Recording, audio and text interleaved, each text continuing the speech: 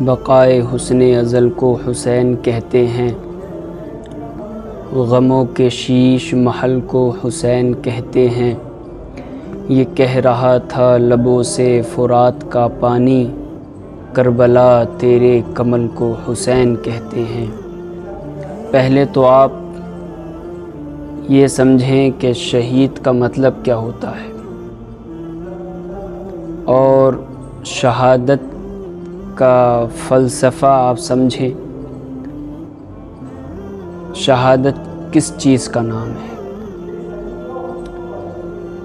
قرآن و حدیث کی روشنی میں، قرآن و حدیث سے یہ دلائل ملتے ہیں کہ جب اللہ تعالیٰ، اللہ رب العزت ایک شہید کو جنت میں بھیجے گا،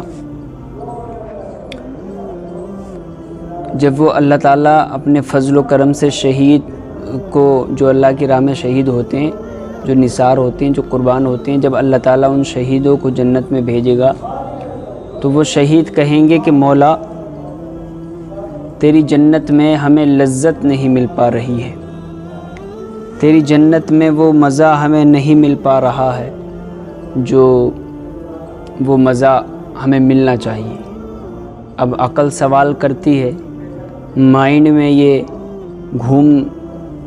بات گھوم رہی ہے کہ جنت میں تو سب کچھ ہے، مگر شہید کو جنت میں کیوں مزہ نہیں آ رہا ہے؟ تو وہ شہید عرض کرتا ہے، مولا تعالیٰ مجھے تیری جنت میں وہ لذت نہیں مل رہی ہے جو مجھے میدان جہاد میں ملتی تھی، جو دشمنان اسلام کے بیچ میں ملتی تھی، جو دشمنان اسلام کی تلواروں کے سائے میں ملتی تھی۔ یا اللہ مجھے ایک بار تو زندگی دے دے، میں دنیا میں جاؤں، پھر سے جہاد کروں، پھر سے میں شہید ہو جاؤں تیری بارگاہ میں، تیرے نام پر قربان ہو جاؤں، نثار ہو جاؤں، میرے بدن کے اعضاء میرے جسم سے جدا ہو جائیں، تپتی ریت پر میری لاش تڑپتی رہے، دشمنان اسلام کے گھوڑوں کے ٹاپو سے میری لاش کو رون دیا جائے۔ اس میں جو لذت ملتی ہے وہ مولا مجھے تیری جنت میں نہیں مل پا رہی ہے۔ میں تیرے نام پر یا اللہ قربان ہوں، پھر زندہ ہو جاؤں، میں تیرے نام پر قتل کیا جاؤں، پھر زندہ ہو جاؤں، ثم قتلا، پھر قتل کیا جاؤں، ثم احیا، پھر زندہ ہو جاؤں۔ یا اللہ تیرے نام پر قتل ہونا، تیرے نام پر قربان ہونا، تیرے نام پر نثار ہونا، تیرے نام پر یا اللہ مجھے شہید ہونا، جہاد کرنا مجھے بڑا پسند ہے۔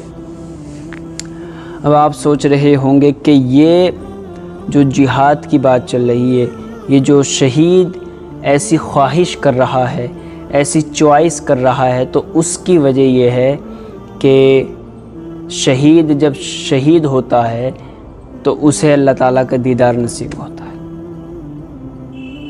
اسے اللہ کا دیدار نصیب ہوتا ہے، شہادت کے وقت دیدار الہی نصیب ہوتا ہے۔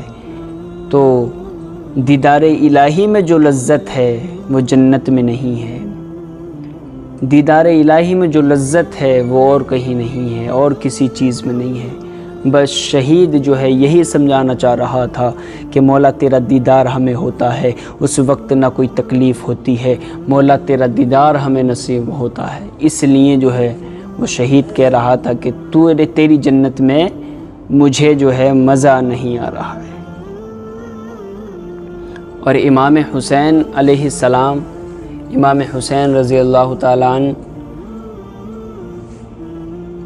بچپن ہے آپ کا، اور میرے نبی علیہ الصلاۃ والتسلیم سید الانبیاء امام الانبیاء حضور تاجدار مدینہ راحت و قلب و سینہ صلی اللہ تعالیٰ علیہ وآلہ وسلم مسجد نبوی میں نماز پڑھا رہے ہیں، اور میرے آقا حسین حجرہ ولایت سے، میرے آقا حسین حجرہ فاطمہ سے نکل کر کے جو ہے مسجد نبوی میں تشریف لائے، اور میرے آقا علیہ الصلاۃ والتسلیم نماز پڑھا رہے ہیں۔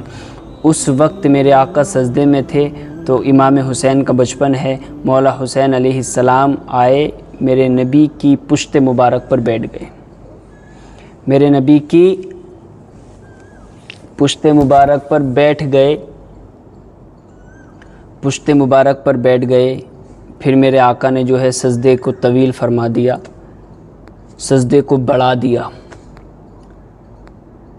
جب تک مولا حسین میرے نبی کی پشت مبارک پر بیٹھے رہے، میرے آقا نے اپنا سر اقدس سجدے سے نہیں اٹھایا۔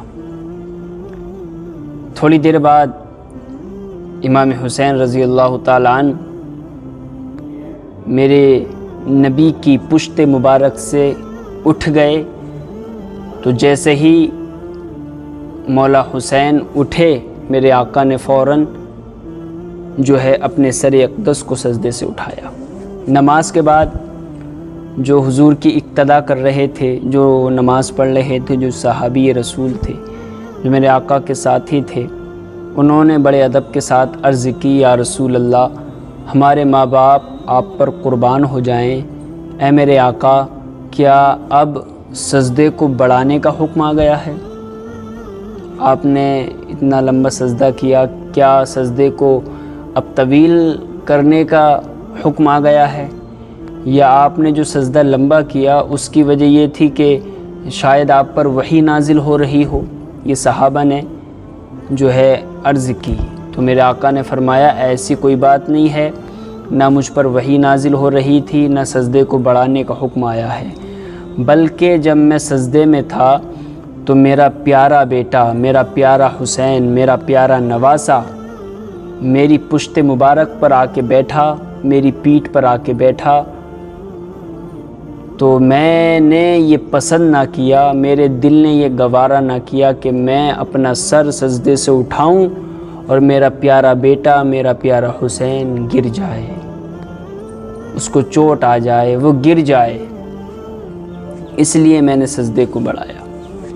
اب یہ جو مخالفین ہیں، جو تھوڑا الگ سوچتے ہیں، ان کے لیے یہ تماچا ہے کہ وہ کہتے ہیں کہ بھائی نبی کے خیال سے نماز نہیں ہوتی۔ اب آپ سے میں یہ پوچھنا چاہوں گا کہ جب میرے نبی کی پشت مبارک پر امام حسین بیٹھے تو میرے نبی کو امام حسین کی یاد آئی کہ نہیں؟ آپ کہیں گے امام حسین کی یاد آئی، میرے نبی کو تبھی تو میرے آقا نے سجدے کو لمبا فرمایا، بڑھا دیا۔ اپنے نواسے کی یاد آئی آپ کو، جبھی تو آپ نے سجدے کو بڑھایا میرے نبی نے۔ تو امام حسین کون ہے؟ اب میں آپ سے پوچھوں گا امام حسین کون ہے؟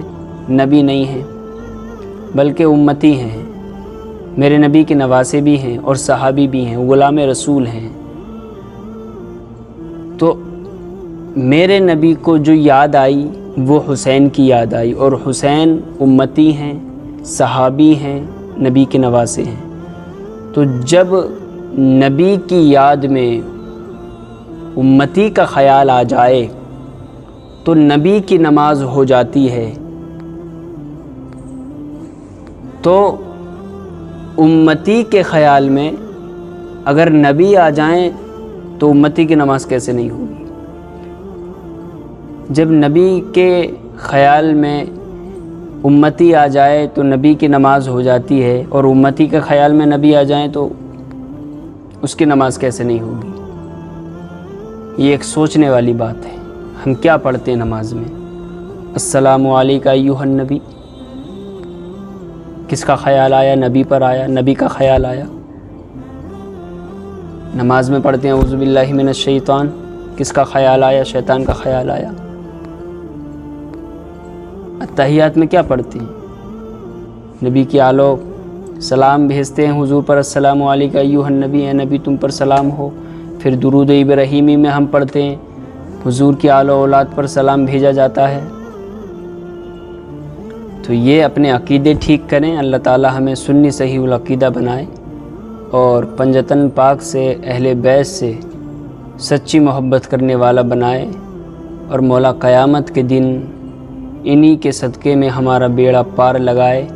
اور نفسا نفسی کے عالم میں جب کوئی نہ ہوگا تو آپ لوگ اتنی محبت کریں اہل بیت سے پنجتن سے، تاکہ یہ آپ کی طرف نظر کرم فرمائیں اور اللہ تعالیٰ آپ کو جہنم سے نکال کر کے جو ہے جنت کی طرف روانہ کر دے، جنت کا مژدہ سنا دے، گڈ نیوز سنا دے کہ مولا تعالیٰ ایسے مشکل وقت میں جو ہے اہل بیت ہمارے کام آئیں۔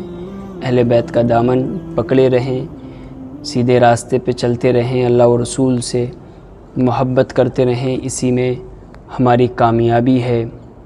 اپنی تو اب تمام ہوئی داستان غم، اپنی تو اب تمام ہوئی داستان غم، دو اشک تھے جو دیدۂ تر سے گزر گئے، دو اشک تھے جو دیدۂ تر سے گزر گئے۔